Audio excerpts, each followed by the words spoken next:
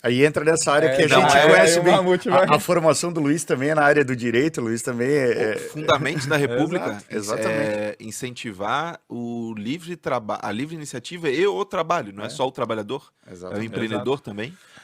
Mas em dias atuais, onde a gente vê tantas atrocidades cometidas com relação à questão da Constituição, aqui eu vejo no Motorsports é só mais uma delas, né? Uhum. Eu fico realmente muito preocupado, porque a gente estava comentando em off antes de começar a gravação a importância que o esporte a motor tem para pequenas cidades no Rally dos Sertões. Eu queria até que o Pedro mencionasse novamente isso.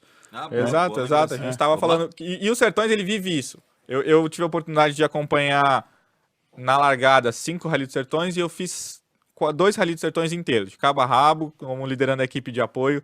Até tive a oportunidade de sair da Yamaha pela porta da frente aí, sendo campeão do Rally dos Sertões. A primeira vez que a Yamaha foi campeão. Parabéns, Legal. Bob, deve estar assistindo aí. Legal. Parabéns, Ricardo. Vou marcar ele. Exato. Ricardo Martins aqui de Palhoça, aqui conterrâneo de vocês.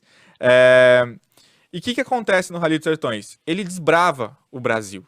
Há 15 anos atrás, ninguém ouviu falar do Jalapão. O Jalapão era um lugar inóspito no meio do Tocantins. O Rally, muito por conta da organização, começou a pesquisar esses lugares aí no Brasil, passou pelo Jalapão e falou, cara, olha isso aqui, que oásis que a gente tem, que lugar maravilhoso, lindo. Não sei se já tiveram a oportunidade de ir, mas assim, é um lugar incrível, tem os fervedouros e tudo mais, a natureza exuberante, e tem lugares... E aí começou a se desenvolver um turismo lá. Por quê? Grande parte do PIB do Brasil compete no Rally dos Sertões, porque é uma competição muito cara. Então, tirando os pilotos de fábrica, quem tá lá são grandes empresários, são pessoas de alto poder aquisitivo que têm uma certa influência. Passaram por lá e falaram, cara, que lugar é esse? Vou vir aqui nas minhas férias, vou vir fazer um passeio de moto, vou fazer um passeio de trilha. Os trilheiros começaram para lá, o pessoal de moto começou a fazer viagens para lá, e aí o Jalapão começou a ser cada vez mais conhecido. Chegou a Globo há 5, 6 anos atrás, fez a novela lá do Jalapão, que tinha lá as minas de esmeralda e tal, e ponto, o Jalapão bombou. Hoje aí é cenário internacional, todo mundo, no mundo todo quer vir pro Jalapão, e foi algo que o Rally dos Sertões propiciou e desbravou do Brasil. E aí vamos para os problemas, que quem tá lá acompanhando o Rally, às vezes desconhece. Quem não acompanha, não tá lá no dia a dia, desconhece. A organização tem todo um trabalho, senta, avisa as cidades com, às vezes, mais de um ano de antecedência, porque você está levando mais de 2.000 pessoas, às vezes, para regiões que têm 500 habitantes, 1.000 habitantes. Isso. Então, a cidade tem que se preparar também para receber o Rally dos Sertões. Conversa com as autoridades, conversa com a Polícia Rodoviária Federal, porque tem que travar uma parte da rodovia, tem que travar uma parte... Conversa com a Polícia Local, porque tem que travar uma parte de uma estrada de terra para o Rally passar. Conversa...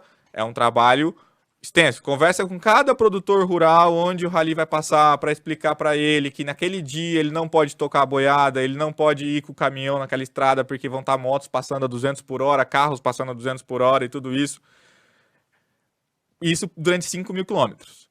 E aí, durante o Rally, a gente presencia cenas de você só falou com a Polícia Rodoviária Federal. Aí a Polícia Civil da cidade vai lá e bloqueia a estrada. Nossa. Aí vai lá o pessoal tem que falar com o prefeito, vai falar com o governador, vai falar com não sei quem para tentar liberar. Não, mas esses 2 quilômetros aqui é de ingerência do Estado, não é da cidade. Então a cidade não pode bloquear esse lugar aqui. E às vezes você tem que fazer um desvio de 200, 100 quilômetros, porque um trecho de 5 quilômetros não foi liberado pelo governador ou pela cidade e daquela burocracia que a gente bem conhece no Brasil. Sim. Então, olha como é que às vezes uma coisa que traz só benefícios, eu desconheço um malefício que um evento como o Rally dos Sertões traz para algum lugar.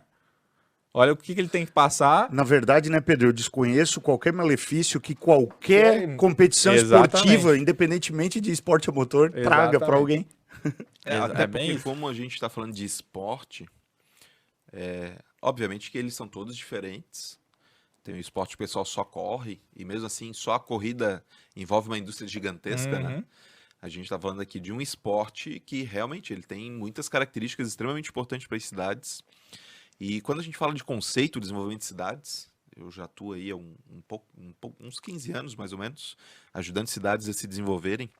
poucos são os gestores que se apercebem da necessidade do que a gente chama, no ciclo de política pública, de geração de riqueza. A geração de riqueza, ela tem dois formatos. Ela parte de dentro, quando tem uma questão muito específica, como, por exemplo, uma mina de ouro, né, que encontraram. Aí tem os royalties específicos, né, para a cidade, que a princípio deve ser revertido para a comunidade. Fora isso, são coisas de fora. Você tem que trazer novidades. E se os gestores não estão preocupados com trazer novidades, eles não chegam nesse raciocínio. Exatamente. E por não chegarem neste raciocínio, aí estou falando dos gestores do poder público mesmo, prefeituras, câmaras de vereadores e etc. Se eles não têm essa visão, a população tem que ter essa visão para pressionar para que isso exista, ou, inclusive, votar em pessoas que têm essa visão. Porque é inadmissível que o poder público, que é criado por nós, ele só existe lá porque a gente existe, a gente que trabalha, paga o tributo para ele existir,